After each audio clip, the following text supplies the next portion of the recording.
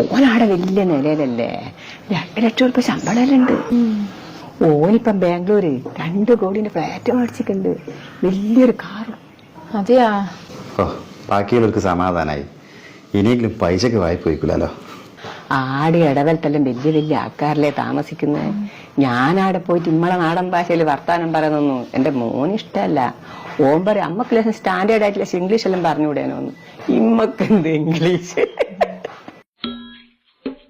എന്തായാലും ഓന് ജോലി കിട്ടിയനോടാ നമ്മളെ കുടുംബം ഒന്ന് പച്ച വെച്ച്. ഓ, സമാധാനം. അപ്പം പൈസക്ക് വന്നതല്ല.